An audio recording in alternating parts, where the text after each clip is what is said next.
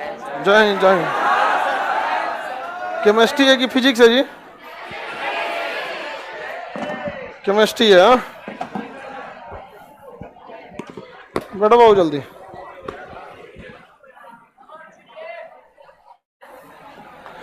आपको इससे पहले क्लास में पढ़ाए थे तत्व वगैरह के बारे में। पीडीएफ अभी नहीं, मंडे को आप लोग को मिलेगा। अभी क्या बोले हैं?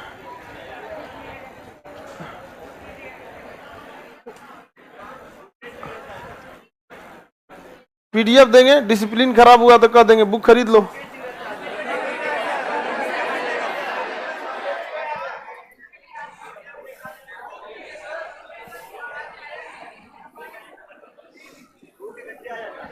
क्या जी? अरे आज ये सुबह सुबह दिमाग खराब। उसमें मटेरियल में करेक्शन के लिए नहीं होता है कि कहीं मात्रा उतरा गलती है तो या देखो को बैठाएं कि देखो इसमें मात्रा उतरा कहीं गलती तो नहीं है, तो टाइपिंग मिस्टेक तो होता ही रहता है। वो अपने को विद्वान बन रहा था, कहा कि सर इसमें कुछ सुधार कर देते हैं। हम क्या चीज? तो लिख रहा है धातु, हम बता दिए धातु को चालक करा, ये पीरियोडिक टेबल में बाईं ओर पाया जाता है, अच्छा रहेगा। हम कह रहे थे चोट्टा कहीं का, जब पीरियोडिक टेबल पढ़ाएंगे तो कौन सी पढ़ाएंगे रे? ये सबसे बड़ी खराबी पटना में।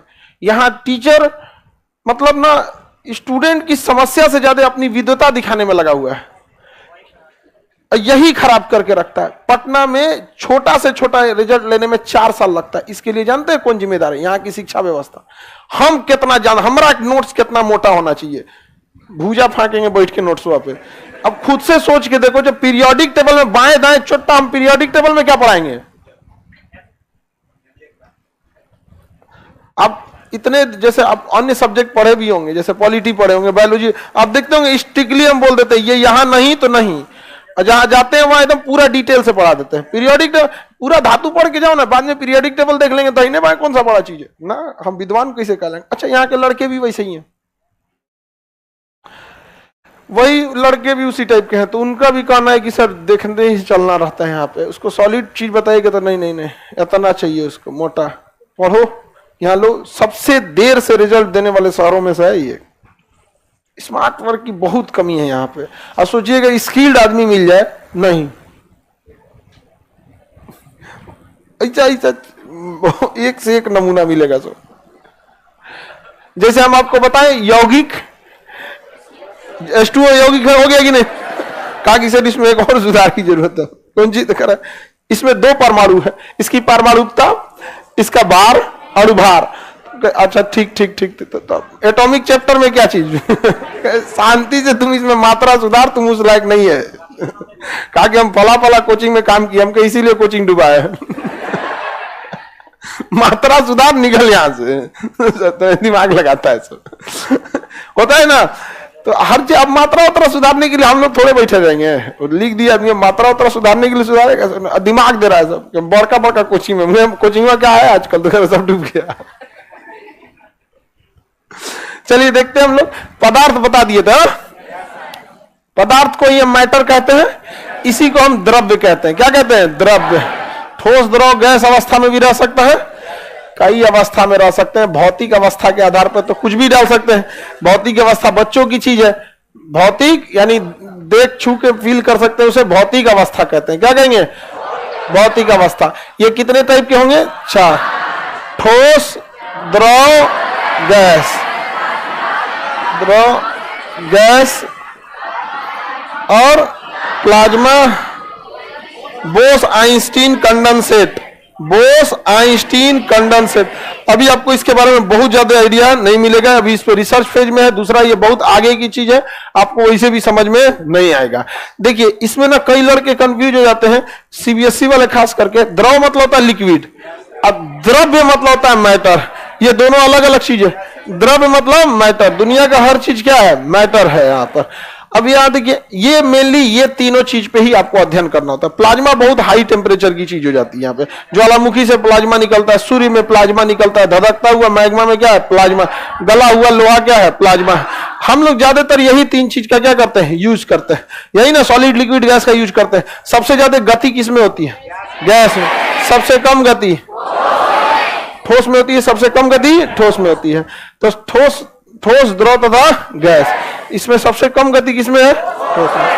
अब देखिए जल एक ऐसा चीज है ना जो तीनों अवस्था में पाया जाता है। वो गैस भी हो सकता है भाप बन के, गैस भी हो सकता, द्रव भी हो सकता है और ठोस भी हो सकता है। समझ में आ गया कि नहीं? तरक बिंदु एक ऐसा बिंदु होता है वहां वो तीनों अवस्था में देखा जाएगा। जब जल को 0 डिग्री के आसपास ले जाइएगा ना तो उसमें कुछ ठोस बर्फ बन जाएंगे, कुछ पानी बना रहेगा और कुछ ठंडा होकर भाप की तरह, देखिए ठंडा चीज से भी भाप निकलते रहता है ना, तो 0 डिग्री के आसपास जब पानी को ले जाएंगे ना, एकदम 0 से नीचे मत लेकर चलिएगा, टोटल क्या बन जाएगा? सॉलिड बन जाएगा। 0 डिग्री के पास वो बर्फ बनना चालू होता है। 0 डिग्री के पास क्या बनना चालू होता है? बर्फ। तो 0 डिग्री के आसपास में ना उसका कुछ हिस्सा बर्फ बन चुका है जो सॉलिड रूप ले लिया है, कुछ हिस्सा अभी पानी ही है जो लिक्विड रूप में है, और ठंडा होने के कारण उसमें से भाप एवापोरेशन होते रहता है। तीनों चीजें देखी जाती है। इसे तरक बिंदु कहते हैं। क्या कहते हैं? तरक बिंदु। तरक बिंदु में कौन पाया जाता है? जल। ये इसकी सबसे बड़ी खासियत है। ये तो पढ़ा दिए थे हम आपको। अब देखते हैं रासायनिक अवस्था, रासायनिक आधार पर। किस आधार पर? रासायनिक आधार पर।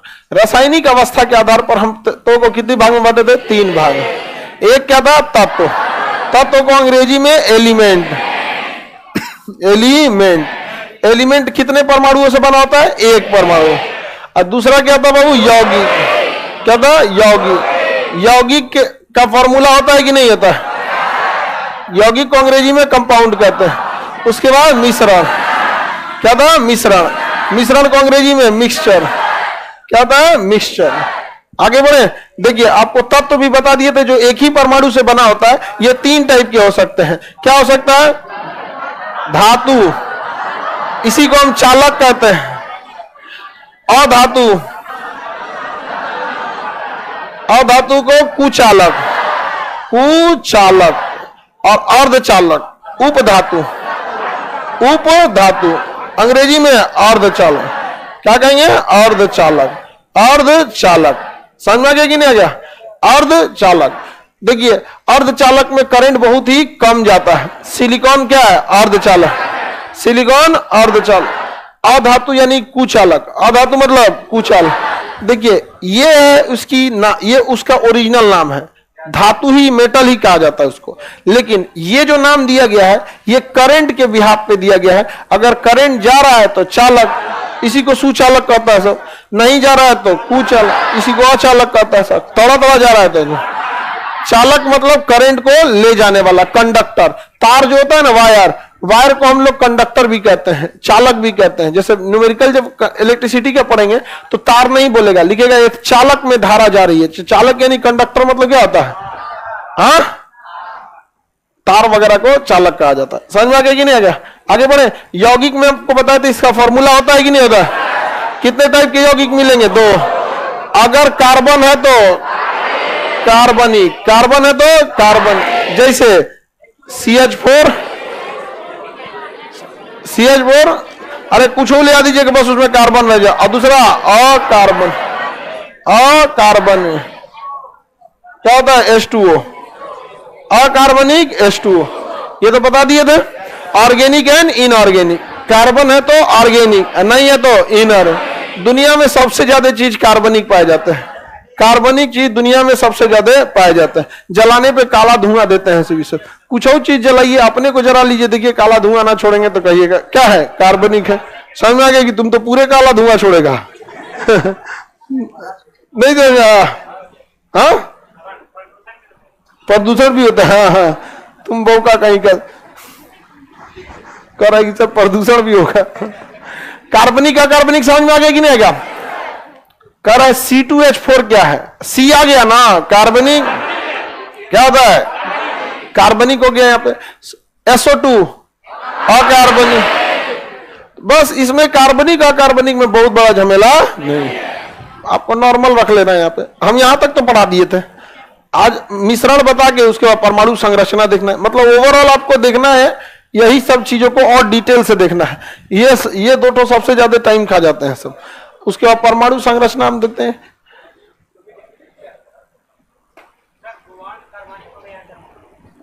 देखो इस गधे का नाम है कोबाल्ट। कोबाल्ट का फॉर्मूला बताओ? CO। कोबाल्ट एक तत्व है। कोबाल्ट अकेले होता है, तत्व है।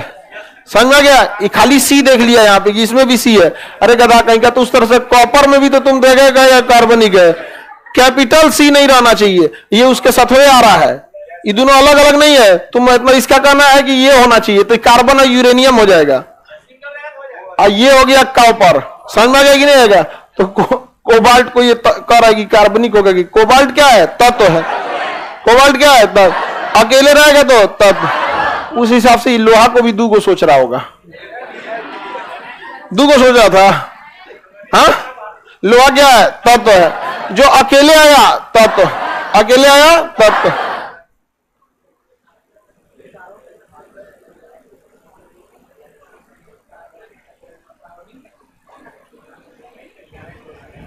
आगे बढ़े। अब हम लोग को देखना है मिश्रण। देखिए, अगर कोई चीज अकेले है तो इसका कोई काम है जी? ये तो कोई वो जान जाता है, सॉलिड लिक्विड गैस, भगा देते हैं उसको, भाग उधर। वो बच्चों का चीज था, नहीं समझे? यहां देखिए, तब तो पहचान लेंगे।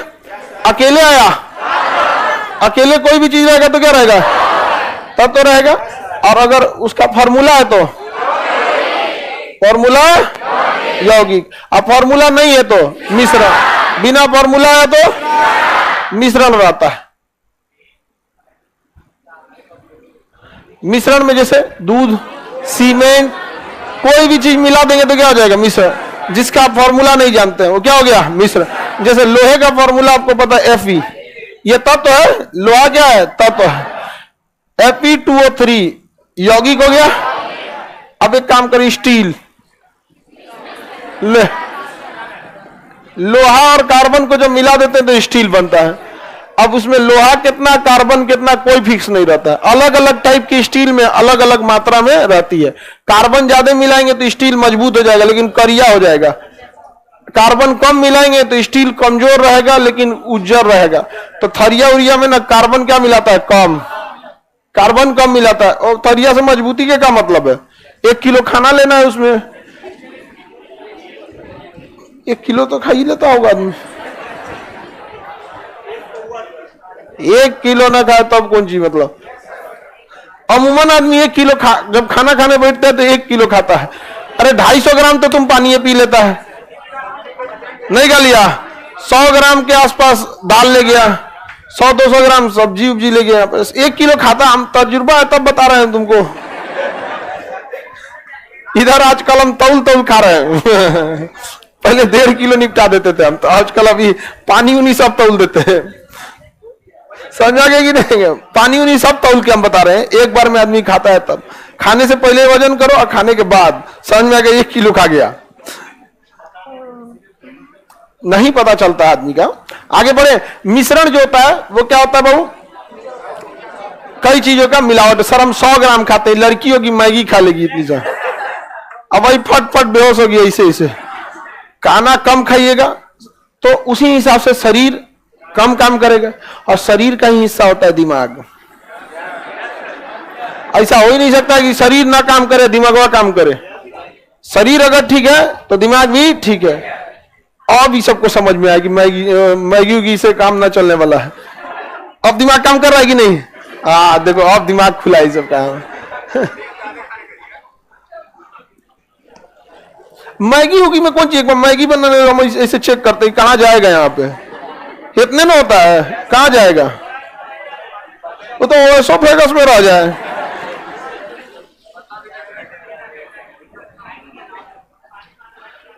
कोई तो अपने दिमाग के बराबर ही खाती है, तब तो इतने से खाना होगा जी। चलिए अब ध्यान देते हैं मिश्रण को। मिश्रण किसी अन्य की चीजों को मिला दीजिए, क्या हो जाता है? मिश्रण। खून क्या है? मिश्रण। नाली का पानी मिश्रण। हवा मिश्रण। धुआं, ग्रीस, दूध, पानी यौगिक। पानी क्या है? यौगिक। अशुद्ध जल मिश्रण। अशुद्ध जल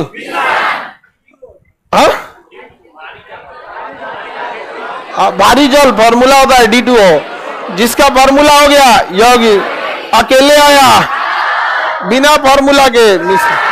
बिना फॉर्मूला मिश्रण होता है। मिश्रण 2 टाइप के होते हैं। मिश्रण 2 टाइप से। एक होता है विषमांग। क्या होता है?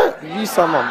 विषमांग, हेट्रोजीनस, विषमांग या हेट्रोजीनस, समझिए इसको ध्यान से, नहीं तो दिक्कत हो जाएगा। अब आगे परमाणु संरचना पढ़ाने वाले हैं। विषमांग मिश्रण उसे कहते हैं जिसमें जिस जिस चीजों को आप मिलाए हैं वो दिखता है कि मिलाए हैं किस किस चीज को। जैसे आपको जाएंगे तो आजकल ना ये जो नया नया ये आया है, सब एगो नया मॉडल निकाला है सब सीबीएसई वाला, फ्रूट सलाद, फ्रूट चाट। अरे 4 गो केला काट दे रहा है, सेब काट दे रहा है, 2 अनार छिड़क दे रहा है, आगो कोचनी के लिए दे दे रहा है यहाँ पे उसको। अगर आप फ्रूट चाट, हमरा कहा था कि फ्रूट चाट, हम ले आओ देखते हैं कैसे ले आया, तो हम कहे यार ऐठ के काहे बोलता है सभी चीज को, बोलो ना कि मिक्स फ्रूट ला रहे हैं यहाँ पे, फ्रूट चाट दिखाता है क्या एडवांस फ्रूट चाट। तो जो फ्रूट चाट है उसमें आपको दिखता है कि ये केला है, अंगूर, आम, जो भी उसमें लगाता रहता है उसको काट कूट के देते रहता है। वो क्या कौन सा मिश्रण है? विषमांग। उसको कितना फेंट दीजिए, कितना कर दीजिए, वो दिखेगा ही दिखेगा। क्या होगा? दिख जाता है। वो कैसा है? विषमांग। जब चीजें दिख जाएं क्या क्या मिलाया गया है तो विषमांग। यानी विषमांग मिश्रण उस मिश्रण को कहते हैं जिसके अवयव, यानी जो चीज मिलाया गया है अवयव अच्छे से न मिले हो और वो दिखाई पड़ जाते हैं, क्या गलत है? विषमांग। समझ में आ गया कि नहीं? जैसे आप लोग खाना बनाने से पहले मसाला निकालते होंगे लोग, इसे 4 गो 5 गो 10 गो मसाला निकालते हैं कि नहीं यहाँ पे, तो सब दिखता है कि लौंग है, इलायची है, ये जायफल है, तो जो भी मिलाया जाता है वो क्या है? विषमांग। दिखता है वो क्या चीज है? विषमांग मिश्रण। विषमांग मिश्रण। आप भूजा खाते हैं ना, भूजा मुढ़ी, उसमें दिखता है कि नमकीन, ये मूंगफली का दाना है, पहले ही निकाल के खत्म कर देता आदमी, बाद में उसको निपटाते रहेगा आदमी। मूंगफली का दाना गायब, वहां पे सब पहले ही गायब कर देता है। आप मुढ़ी वगैरह खाते हैं इसे, वो क्या है? विषमांग। आप मिलाए रहते हैं लेकिन अच्छे से नहीं मिला, दिख जाता है, वो क्या है? विषमांग। समझ में आ गया कि नहीं आ गया? फ्रूट चला क्या था? चाट। फ्रूट चाट क्या है? विषमांग। उसमें केला, सेब, अंगूर, संतरा, अमरूद सब दिख रहा होता है, कितना मिला लीजिए, फेंट लीजिए, वो क्या है? विषमांग। क्या है? विषमांग। समझ में आ गया कि नहीं आ गया?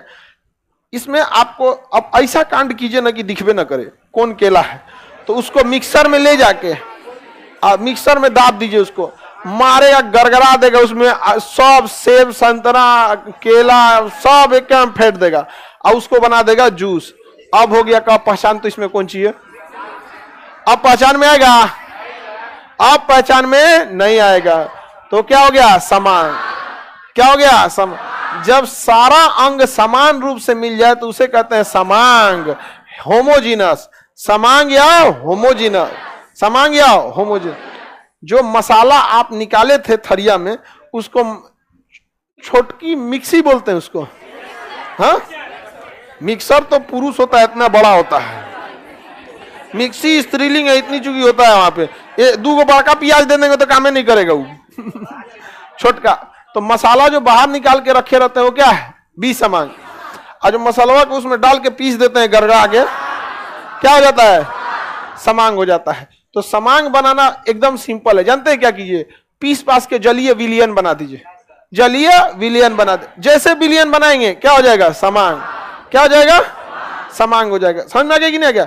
जैसे चीनी ले लीजिए और नमक ले लीजिए, आपस में कितना फेंटी है, विषमांग रहेगा, दिख जाएगा। बड़का दाना चीनी का, छोटका दाना नमक का। समझ में आ गया? अब इस ससुराल क्या बनाना है? समांग। ले जाइए किसमें? पानी में। पानी एक ऐसा चीज है जो विषमांग को क्या बना देता है? समांग। जैसे सीमेंट और बालू मिलाइए, कितना कुदारी से फेंटते रहिए, सूखल सूखल, आपको लग जाएगा कि उधरिया सीमेंट ज्यादा, इधर बालू ज्यादा कम है। लेकिन उसको पूरा बढ़िया से एकदम कियारी बना देता है। सब देखेंगे ऐसे कियारी टाइप का बना देगा, और तब उसमें क्या करेगा? पानी डाल देता है यहाँ पे, और यहाँ पे पूरा पानी उन्हें डाल के, और उसके बाद साइड साइड से इसे मिलाना चालू करता है। और जब खूब बढ़िया से मसाला बना देगा तो जलीय विलयन बन गया। तो क्या हो गया? समांग।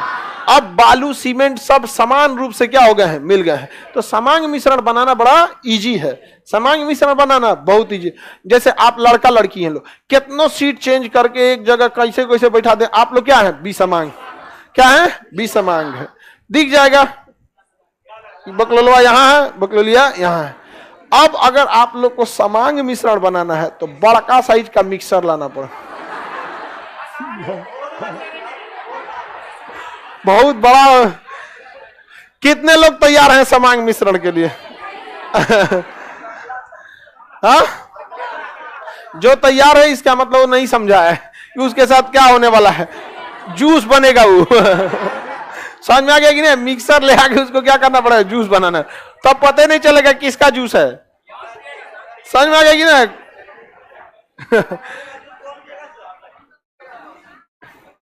देखो ये कह रहा है कि सर जूस बनाने की जरूरत क्या, लड़की के बाल काट के इसे कर दीजिए, सब पता चल जाएगा समय।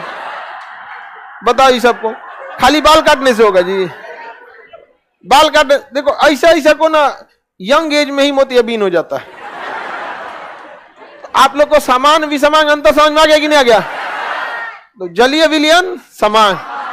बिहार में जो लड़के खाना यहाँ लॉज में खाना बनाते हैं सब ना, वो पहले से एगो मिठाई का डिब्बा रख ले रहता है, सब बिस्कुट चॉकलेट का, और खाली डिब्बा रहता है और उसमें एगो ये गोल ढक्कन लगल रहता है, और उसमें वो 1 किलो अरहर दाल और 1 किलो मसूर दाल को फेंट के रख ले रहता है। मिक्स करके रख ले रहता है, ललका और पियर का। वो दिखते रहता है, वो कैसा मिश्रण है, विषम। लेकिन जब उसको निकाल के 2 सीटी लगा देता है, हाँ, तो क्या हो जाता है, समांग। बनने से पहले विषम, बनने के बाद समांग। समझ में आ गया कि नहीं आ गया? तो समांग मिश्रण में पूरे अवयव क्या हो जाते हैं, मिल जाते हैं। और समांग मिश्रण की खासियत क्या है, देखिए, अगर आप विसमांग मिश्रण लिए, जैसे अरहर दाल और मसूर दाल, आप 1 मुट्ठी निकाले, 1 किलो लिए अरहर दाल और 1 किलो लिए मसूर दाल, यानी रेशियो 1:1 का है। आप 1 मुट्ठी निकाले इसमें से रैंडमली, अभी विसमांग है, तो आपको कितना, जितना अरहर दाल होना चाहिए उतनी ही संख्या में मसूर होना चाहिए। लेकिन ये कभी बराबर नहीं होगा, कभी नहीं, 1-2 दाना आगे पीछे हो जाएगा, इसलिए बराबर मिला ही नहीं। जबकि आपने ओरिजिनली दोनों को 1:1 के रेशियो मिला है, लेकिन मिलेगा नहीं। अब उसको क्या कीजिए, पीस दीजिए। पीस रही है यार, पीस, बेसन बनाएगी बबनी। उसमें कुकर में 2-4 सीटी दीजिए। समझ में आ गया कि दाल कितना सीटी में बनता है, 4 सीटी में। कुकर पे भी डिपेंड करता है। मेरा कुकर पागल है, वो खाना बनने के बाद तक में सीटी नहीं देता है, और अगर सीटी दे दिया तो खाना खत्म, अंदर कुछ नहीं बचा है। बड़का कुकर है, एकदम बड़ा, और हम उसमें बनाते हैं। एक बार अपने भर का बनाए, गायब कर दिया सब, हम खोज रहे कहां गया रे, यहाँ सट गया था, उसको घींच घींच निकालना पड़ा इसे यहाँ पे। तो देखिए ये क्या है, विसमान। और जब दाल बना देंगे तो समान, दाल बन गया तो समान। अब उस दाल में, कटोरी में दाल लीजिए इसे। पीछे वाले बकलोल सरकारी स्कूल नहीं है कि हम कह रहे हैं कि दाल ले लीजिए तो आप पिछवा से बोलिएगा ले लीजिए, और सरकारी मास्टर की तरह हम चुपचाप करेंगे, ठीक है? ये सरकारी स्कूल नहीं है। यहां पढ़ने से एक अपना मेंटल लेवल लेके चलना ना, इन की वहीं छोड़े चल दिए क्लास। हम कहे कि दाल का कटोरी, हाँ सर ले लिए, समझ में ना? और ये सब लक्षण के बाद आप सोचते हैं कि हमको रोजगार क्यों नहीं मिलता है। कोई कंपनी किसको देगी नौकरी? होनहार लोगों की कमी तो है नहीं यहाँ पे। अब ये सब जो चीजें हैं ना, ये घर वालों को सिखा के भेजना चाहिए। घर वालों को भी कोई मतलब नहीं, लड़का खा रहा है तो जब ये नहीं सिखा रहा है कि आवाज नहीं करना चाहिए, चल रहा है तो चप्पल घसीट रहा है, यार तुम इतना छोटे छोटे चीज नहीं सिखाए और उम्मीद रखते हो कि तुम्हारा लड़का बहुत बड़का काबिल होके आएगा। ये छोटी सी छोटी चीज पे ध्यान नहीं देके भेजे। स्टार्टिंग होती है शिक्षा की घर से, छोटे से छोटी चीज को। ऐसा ना आएगा सब घर, कोई को देखेगा चप्पल घसीटते जाएगा सब, जबकि किसी भी ठीक ठाक इंसान को देखिएगा आराम से एक तरीके में चलता है वहां पर। उसके बाद सोचेगा सर कि ना सरकार इनको घरे बैठ के दे, बहु डीएम की नौकरी पसंद है आपको, ले लीजिए। ये सब चीजें बहुत बड़ी नहीं है, बट ये दिखाती है कि आप लापरवाह हैं, छोटी सी छोटी चीज को ध्यान नहीं देते। तो अगर इसमें दाल बना दिए इसको, अब इसमें 1 चम्मच दाल आप यहां से निकालिए या 1 चम्मच दाल यहां से निकालिए। आप कहीं से भी अगर निकालते हैं तो टेस्ट आपको सेम रहेगा। टेस्ट क्या रहेगा? सेम रहेगा। टेस्ट सेम आए इसलिए दल घोटनी से और धके मिला देते हैं कि कहीं इन्ने उन्ने हुआ रहेगा तो क्या हो जाए, बराबर हो जाए। इसलिए देखिएगा अक्सर लोग को खाना वाना देना रहता है, दाल वाल तो नहीं देर का हो गया तो दोबारा हिला देता है लोग। अब महिला लोग को, मम्मी को तो ज्यादा इस सब का एक्सपीरियंस हो, हम लोग हिलाई के चक्कर में छलका देंगे वहां पे, आराम से इसे हिला के दे देंगे, ले यहाँ पे। मम्मी को लगता है कि खाना एक के बार दे दो, चावल दे देंगे, वहीं पे दाल रख देंगे, सब्जी रख देंगे, बैठ के खाओ। कहाँ खा रहा है तुम, सब खाना चाहिए, फायदा करता है इसे भी हम। अरे दूरी का फायदा करता है कौन जी, बड़ हो गया आदमी, हमारे फायदे नहीं पता है यहाँ पे।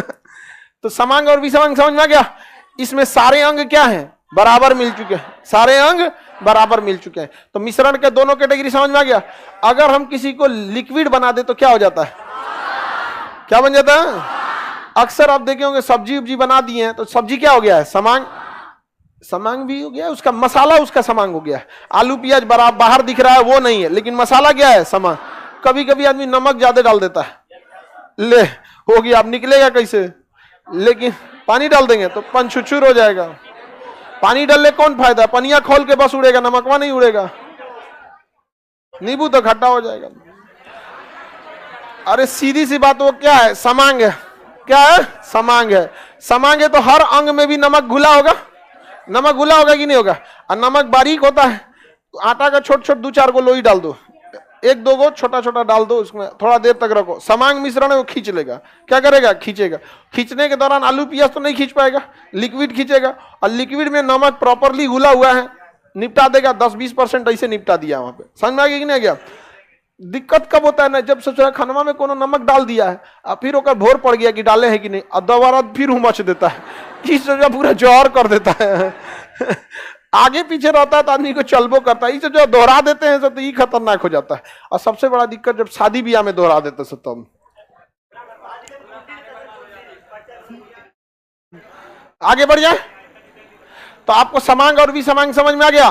तो ओवरऑल आपको पदार्थ समझ में आ गया आप लोगों की। पदार्थ में आपको मेनली पढ़ना क्या है, पदार्थ में ये सारी चीजों को पढ़ना। अब हम लोग चलते हैं कि पदार्थ बना किस चीज का होता है, तत्व के बारे में।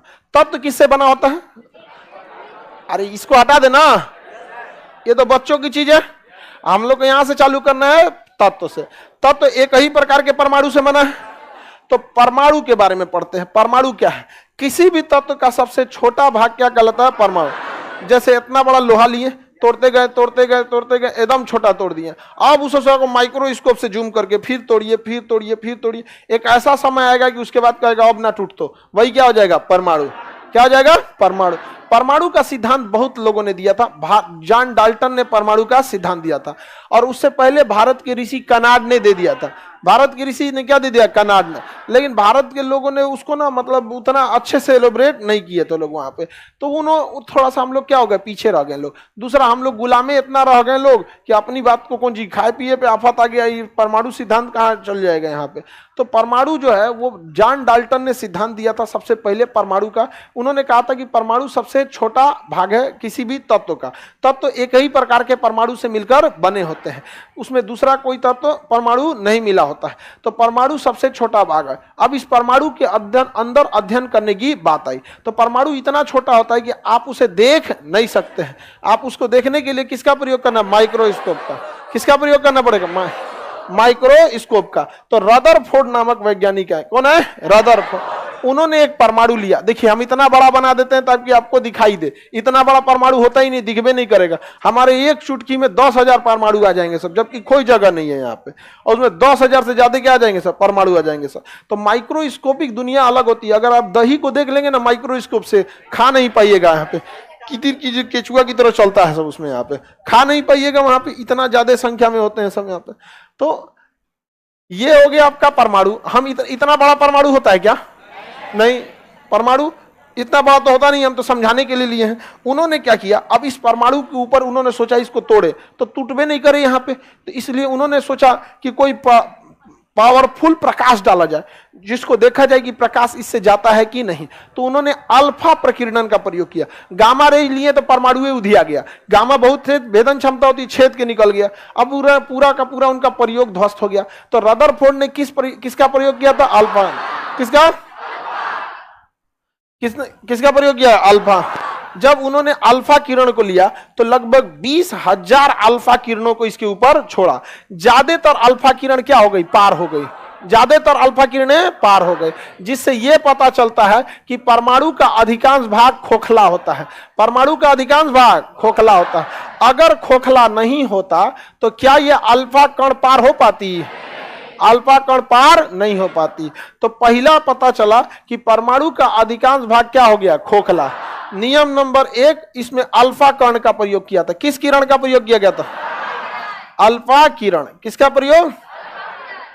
अल्फा किरण का प्रयोग किया जाता है। इससे पहला पता चला कि परमाणु का अधिकांश भाग क्या है? खोखला है। क्या चीज है? खोखला है। अधिकांश भाग खोखला। इसके बाद इन्होंने देखा कि कुछ किरणों को इन्होंने केंद्र के पास से गुजारने की कोशिश की। केंद्र के पास से, तो ये साइड में भाग गई। केंद्र के पास से गुजारने की कोशिश की तो क्या हो गई? साइड भाग गई। अब इन्होंने एक चीज तो समझ गया कि इसके केंद्रों में कुछ है जो इसको बीचों सीधे गुजरने नहीं दिया है। तो कुछ किरणें क्या हो गई थी? विचलित हो गई थी। क्या हो गई थी? विचलित हो गई थी। केंद्र से भाग गई थी। केंद्र से क्या हो गई थी? भाग गई थी। अब इन्होंने एक बात बताया कि बीच में कुछ ना कुछ है जिससे ये टकरा के क्या हुई हैं? भागी हैं। तो रदरफोर्ड ने सोचा कि कहे ना एकदम बीचवे में डाल देते हैं। तो जैसे इन्होंने बीच में किरण दिया तो किरण वापस चली गई। क्या हो गई? वापस चली। तो उन्होंने कहा कि बीच में कोई ना कोई पदार्थ है जिसका नाम है न्यूक्लियस। क्या है? न्यूक्लियस। उन्होंने केंद्रक नाम दिया। क्या नाम दिया? केंद्रक। तो बीच के पदार्थ का क्या नाम दिया? केंद्रक। केंद्रक, न्यूक्लियस, जिससे टकरा के किरणें क्या हुई थी? वापस गई थी। केंद्रक से टकरा के ही किरण क्या हुई थी? वापस गई थी। समझ में आ गया कि नहीं आ गया? तो बताइए, अल्फा प्रकीर्णन का प्रयोग किसने किया? रदरफोर्ड। इससे हर लाइन में से क्वेश्चन पूछा हुआ है, इसलिए याद रखिएगा आप लोग। अल्फा प्रकीर्णन की खोज रदरफोर्ड। अल्फा प्रकीर्णन में कौन सी किरण का प्रयोग? अल्फा। अल्फा किरण जो होती है वो पॉजिटिव होती है। क्या होती है? पॉजिटिव। अल्फा किरण पॉजिटिव चार्ज होती है, निगेटिव चार्ज नहीं होती है। अब आप बताइए, रदरफोर्ड को एक चीज तो समझ में आया कि जो केंद्र में गया है उससे टकरा के ये वापस आया। टकरा के वापस उसी शर्त पे आ सकता है जब केंद्र में पॉजिटिव हो, क्योंकि अगर केंद्र में निगेटिव चार्ज रहता ससुरा अल्फा वहीं रह जाता। तो इससे डायरेक्ट नहीं बल्कि इनडायरेक्टली पता चल गया कि परमाणु का केंद्र पॉजिटिव होता है कि निगेटिव। तो परमाणु का केंद्र पॉजिटिव। यही रीजन है जो ठीक पॉजिटिव से टकराया था वो वापस आया, जो हल्का सा साइड में गया पॉजिटिव पॉजिटिव एक दूसरे को ढकेल देते हैं। तो केंद्र इसे क्या कर दिया था? ढकेल दिया था। इसी के साथ रदरफोर्ड ने खोज कर दिया था परमाणु के नाभिक का। तो बताइए, परमाणु के नाभिक की खोज, नाभिक की खोज अल्फा प्रकीर्णन रदरफोर्ड। परमाणु का नाभिक ठोस होता है या खोखला? ठोस। अब परमाणु का बाहरी भाग खोखला, खोखला होता है। नाभिक पॉजिटिव होता है कि निगेटिव? नाभिक की खोज किसने किया? रदरफोर्ड। किस प्रयोग में? अल्फा प्रकीर्णन के प्रयोग में। उन्होंने कहा ये नाभिक है और ये जो नाभिक है ये क्या होता है? पॉजिटिव होता है। कौन होता है? पॉजिटिव। तो नाभिक की खोज रदरफोर्ड। रदरफोर्ड। इसके बाद आया गोल्डस्टीन। कौन आया? गोल्ड। कहा कि कौन सी खोज ले रहे रदरफोर्ड? देखें हम तो नहीं, तो यहाँ पे ई जाके नाभिक को खखोरने लगा, माइक्रोस्कोप से जूम किया और नाभिक को खखोरने लगा और उसमें से उसको मिल गया प्रोटॉन। कहा कि कौन ची है रे? कहा कि हमरा तो ना मिला था। तो गोल्डस्टीन कहा कि अब हम वैज्ञानिक हो गए। गोल्डस्टीन ने क्या खोज दिया? प्रोटॉन। गोल्डस्टीन ने क्या खोजा? प्रोटॉन। अब रदरफोर्ड लड़ गया ना, हम खोज लियो नाभिक, प्रोटॉन हमारा। तो कहीं कहीं देखिएगा प्रोटॉन किस पे लिखता है? रदरफोर्ड। लेकिन प्रोटॉन की खोज गोल्डस्टीन। प्रोटॉन की खोज गोल्ड।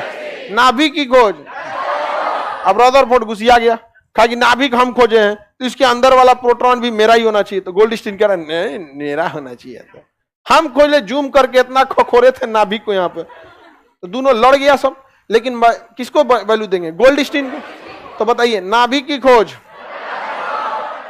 नाभिक रदरफोर्ड। किसने किया? रदरफोर्ड। लेकिन प्रोटॉन,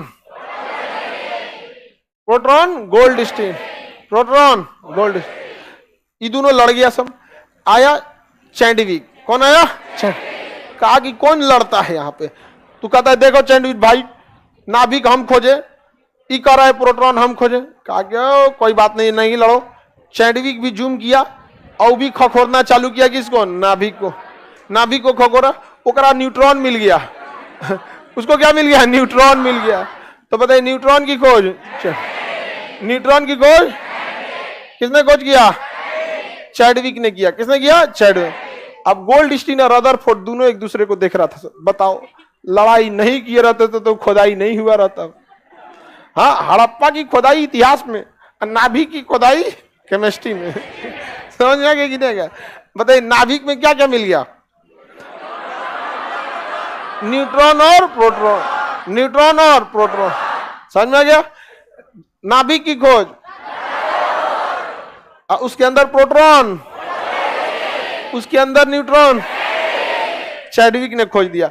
अब सब अपन माइक्रोस्कोप ले ले चल दिया सो कि भाई वैज्ञानिक बनना बड़ा आसान है। मार पूरा नाभिक उजाड़ दिया सब। जेने को देखो लेके चल दिया को माइक्रोस्कोप, कहाँ नाभिक है रे, खोज सोच रहा है मैं दुकान चीज मिल रहा है, कोनो को कुछ नहीं मिला। एक आया जे थॉमसन, वो सोच रहा होकर नाभिके नहीं मिल रहा था, वो खोदना चालू कर दिया बाहर वहां, ओके मिलिए नहीं रहा था। तब यहाँ कहा कि कौन चीज रे, तो पता चला तो इलेक्ट्रॉन है। कहा हम वैज्ञानिक हो लो। बताइए, इलेक्ट्रॉन की खोज जे थॉमसन। किसने किया? J Thomson. तो इलेक्ट्रॉन की खोज बेचारा सब नाभिक में लड़ रहा था, ओकरा नाभिके नहीं मिल रहा था, ये बाहर खोदा मिल गया। अल्लाह मेहरबान तो गधा पहलवान। कुछ भी हो सकता है। आप नहीं समझ आया? बता, बाहरिया ही कर सर, बाहरी कोई नहीं खोज रहा था, सब उसी चक्कर में था। अब ये बताइए, अगर रदरफोर्ड शांति से रहता, तनी और रिसर्च कर लेता, तो क्या बिगड़ जाता? सारा उसी का होता। नाभिक की खोज Rutherford, neutron Rutherford, proton Rutherford, electron Rutherford, परमाणु संरचना रदरफोर्ड, अल्फा प्रकीर्णन रदरफोर्ड। कितना बड़ा वैज्ञानिक हो। इसलिए अगर आपको छोटी सफलता मिले तो उतराना नहीं है, नहीं तो कोई ना कोई चैडविक आएगा, कोई ना कोई गोल्डस्टीन आएगा, आप चुपचाप रह जाइएगा और वो निकल जाएगा आगे। यहाँ पे समझ में आ रहा है कि नहीं आ रहा है? किसी को दिक्कत? ज्यादा नहीं उतराना होता।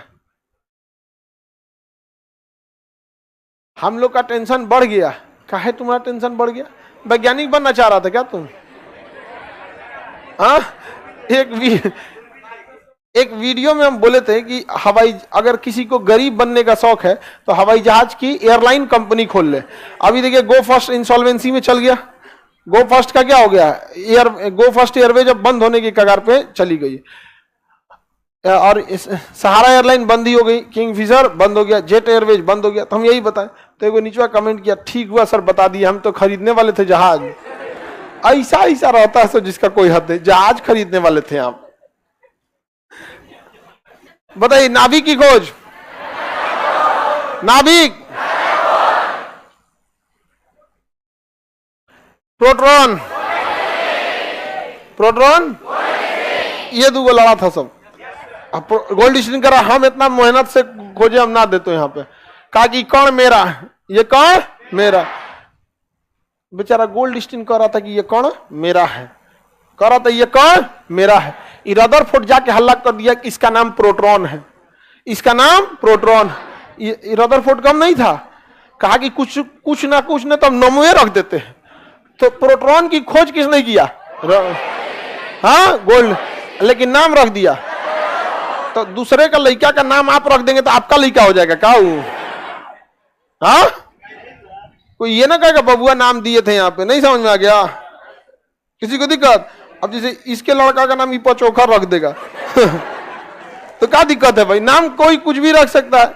नहीं समझ में आया? तो बताइए, रदरफोर्ड और गोल्डस्टीन में कितना खतरनाक ठन गया था यहाँ पे। वो तो कहा नाम रख लो, उसे क्या मतलब बनता है? खोज तो हम ही किए थे। तो बताइए, नाभिक की खोज रदर, नाभिक रदर, प्रोटॉन गोल्डस्टीन, प्रोटॉन का नामकरण rather, neutron Chadwick, neutron Chadwick, electron J Thompson, electron J Thompson. समझ में आ गया कि नहीं आ गया? जे थॉमसन ने कहा कि अरे हम तो खोज कर दिए। तो जे थॉमसन ने एक सिद्धांत दिया, वाटरमेलन थ्योरी, तरबूजा का सिद्धांत। कहा कि जिस तरह तरबूजा काटिएगा तो ललका भाग बीच में और साइड में दाना रहता है ना उसका, वैसे ही इलेक्ट्रॉन होता है साइड साइड में होता है। वो का तरबूजा फेंक दिया सब बाहर का, देख सोचा तू नहीं केमिस्ट्री में तरबूजा लेके आता भाई यहाँ से हो गया इलेक्ट्रॉन खोज दिए सोचा तू नहीं तरबूजा का सिद्धांत लेके चला था। हद तब हो गया जब एग्जाम में पूछ दिया था वाटरमेलन थ्योरी किसने दिया था, बताइए जिसका तरबूजा फेंका गया उसका क्वेश्चन पूछना बिना क्या जरूरत किसका तरबूजा फेंक दिया सब को नाभिक नहीं मिल रहा था, भाग भर से खोज लिया बाहर में इलेक्ट्रॉन, तो तरबूजा का सिद्धांत लेके चला है। कैसे जैसे तरबूजा में बिया चारों ओर बाहर बिखरा रहता है उसी तरह इलेक्ट्रॉन चारों ओर बिखरा रहता है। समझ आ गया कि नहीं आएगा? भागो यहाँ से, सोचा तू नहीं तुम लोग का यहाँ नहीं। बोर बरी आया था, कौन आया था? Niels Bohr. नील्स बोर ने आया था तो उसने परमाणु संरचना को अच्छे से समझाया था। हालांकि ये सब अपने आप में लड़ रहा था, सब हमार हो तो यहाँ पे अल्फा प्रकीर्णन की खोज, हाँ नाभिक की खोज, प्रोटॉन, प्रोटॉन का नामकरण, प्रोटॉन का नामकरण रदरफोर्ड, नाभिक की खोज Rutherford, neutron Chadwick, neutron electron J Thomson. Alpha प्रकीर्णन में कौन सी किरण? अल्फा पॉजिटिव की निगेटिव, नाभिक पॉजिटिव की निगेटिव, हाँ इलेक्ट्रॉन की खोज जे थॉमसन, नाभिक, हाँ न्यूट्रॉन, प्रोटॉन, प्रोटॉन का नामकरण रदर वाटरमेलन थ्योरी जे तम वो तरबूजा बच्चल है, क्या हुआ? फेंक दिया तो तरबूजा लेके जाए यहाँ पे। अब एक बात बताइए बाबू, ये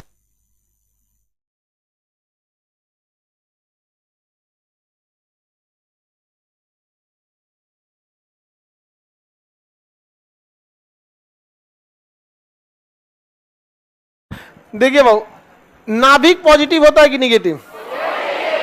और आपको पता है कि नाभिक होता है पॉजिटिव और नाभिक में होता है प्रोटॉन, नाभिक में होता है प्रोटॉन और प्रोटॉन होता है पॉजिटिव, प्रोटॉन होता है और नाभिक में एक और चीज पाया जाता है न्यूट्रॉन, प्रोटॉन के अलावे न्यूट्रॉन। प्रोटॉन तो होता है पॉजिटिव, न्यूट्रॉन कैसा होगा? Neutron negative. न्यूट्रॉन कैसा होना चाहिए आप बताओ बबनी? जब प्रोटॉन पॉजिटिव है तो न्यूट्रॉन कैसा होना चाहिए? निगेटिव। तो पॉजिटिव निगेटिव तो खत्म हो जाएगा, तब तो नाभिक गया काम से। इस पर कोई भी चार्ज नहीं होता, ना इस ससुरा प्लस की ओर जाता है ना माइनस की ओर, क्योंकि अगर ये माइनस होता तो प्लस माइनस खत्म, नाभिक में कुछ होगा ही, नाभिक के भड़क जाएगा और नाभिक भड़क जाता तो ये सीधे निकल जाता है, क्या हो जाता है? पार कर जाता है। नाभिक भड़कता नहीं है, अब भड़क गया तो तबाही ला देता है। परमाणु बम में नाभिक ही भड़क जाता है, क्योंकि परमाणु बम में न्यूट्रॉन को ही डिस्टर्ब कर दिया जाता है। किसे डिस्टर्ब कर दिया था? न्यूट्रॉन। और न्यूट्रॉन घुसिया जाता है और प्रोटॉन को कहता है जीवन भर हम शांति से थे, ना पॉजिटिव थे ना निगेटिव थे, हमरा क्या डिस्टर्ब करता है, ले धाए से। हिरोशिमा और नागासाकी, हिरोशिमा और नागा। इसलिए जो शांति से उसे शांत रहने दीजिए। समझ में आ गया कि नहीं आ गया? नहीं तो भड़केगा तो तबाही मचा देगा। तो जो परमाणु बम बोलते हैं लोग, वो एक्चुअल कौन होता है? न्यूट्रॉन। वो परमाणु बम भड़केगा ही नहीं जिसमें न्यूट्रॉन की कमी हो, वही परमाणु बम ब्लास्ट करता है जिसमें न्यूट्रॉनों की संख्या ज्यादा होती है। यूरेनियम में न्यूट्रॉनों की संख्या ज्यादा, यूरेनियम में न्यूट्रॉन, तनी लोहा पटकिए ना और न्यूट्रॉन नहीं है उसमें, बहुत कम न्यूट्रॉन है, प्रोटॉन उसको दाब देगा, बैठ यहां से जाते नहीं भड़केंगे यहाँ पर। इसके लिए न्यूट्रॉनों को क्या रहना पड़ेगा? ज्यादा। न्यूट्रॉन कैसे भड़केंगे धाम से तो न्यूट्रॉन डिस्टर्ब हो जाएगा, कहेगा तू नहीं शांति से क्या कर रहा है, तो प्रोटॉन उसको एक दूजा पर देगा, छुप यहाँ पे, कहेगा सुसरा तू नहीं, तुम भी बोलता है, ले धाए से मारेगा, प्रोटॉन छिड़ा जाएगा यहाँ पे। समझ में आ गया कि नहीं गया? तो परमाणु बम में मेन कारण क्या है? न्यूट्रॉन, न्यूट्रॉनों का ज्यादा होना। न्यूट्रॉन कम रहेगा तो प्रोटॉनवा दाब देता है कि रहना बकलोलवा कहीं का, कोनो पार्टी से जुड़वे नहीं किया है तुम। समझ में आया कि नहीं? चुपचाप तुम निकल यहां से, निर्दलीय है बेचारा। प्रोटॉन कौन सा है? पॉजिटिव है प्रोटॉन। और इलेक्ट्रॉन जो होता है निगेटिव होता है। इलेक्ट्रॉन कैसा होता है? निगेटिव होता है। दोनों एक दूसरे में ताका झाकी करते रहते हैं सब। और जब किसी में ताका झाकी होता है तो लगातार चक्कर लगाया जाता है उसका। नहीं समझा? इसका मतलब आप लोग क्या हैं? इलेक्ट्रॉन। समझ में आ गया कि नहीं? किसका चक्कर लगा रहे हैं? प्रोटॉन का। आपको पता ही नहीं है प्रोटॉन के पास पहले से बैठा है न्यूट्रॉन। नहीं, जीवन भर चक्कर मारो, कुछ ना हो तो बस देख के मुस्कुरा देते हैं, चक्कर लगा दो। समझ में आ गया कि नहीं आ गया? सबका प्रोटॉन के पास क्या है? न्यूट्रॉन। समझ में आ गया कि नहीं आ गया? अगर आप चक्कर लगा रहे हैं, न्यूट्रॉनवा को पता चल गया तो यही न्यूट्रॉनवा कभी आपको गांधी मैदान घेर के मार देता है। चट्टा कहीं का, पहले से रजिस्ट्रेशन हो लो। लड़की लोग को समझ में आ रहा है?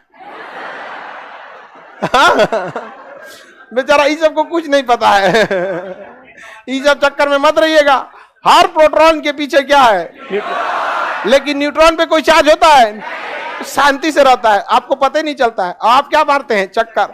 वही तरबुज्जा का सिद्धांत होगा आपका, फेंका जाएंगे बाहर, जाए यहां से और लेके चल देगा यहाँ पे। समझ में आ गया कि नहीं आ गया? लेकिन कभी कभी इन दोनों में विस्फोट होता है तो वही परमाणु बम।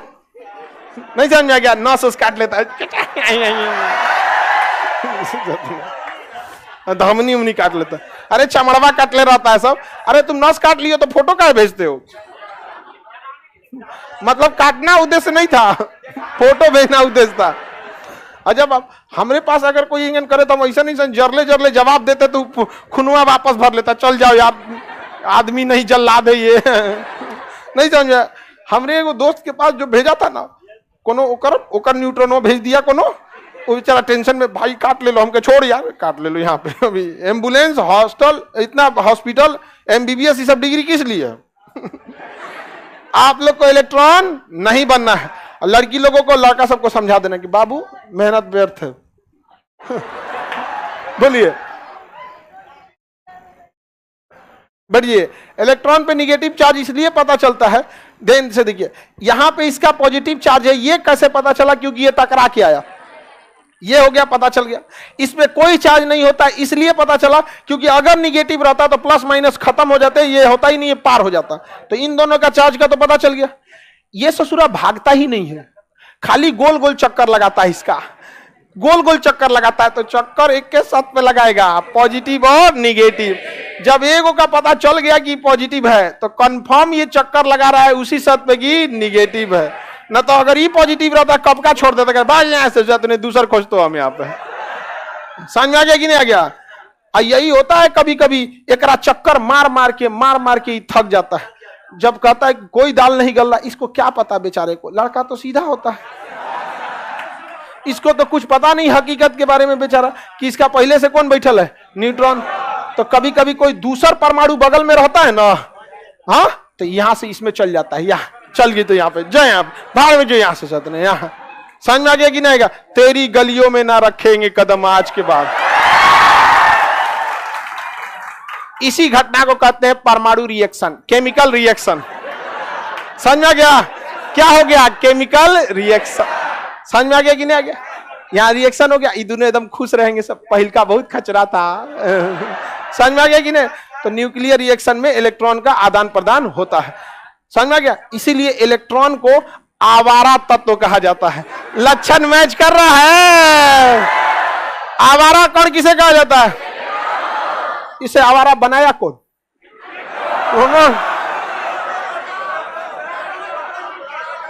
देखिए, टकला करे नहीं सर, प्रोटॉन को दोष मत दीजिए। टकला करे नहीं सर, प्रोटॉन को दोष मत दीजिए, छोटा न्यूट्रॉन हुआ था यहाँ। ये लगता है लात खाया है, इतना गहराई से कोई। ये पक्का लात खाया है आप। आवारा कण किसे कहते हैं?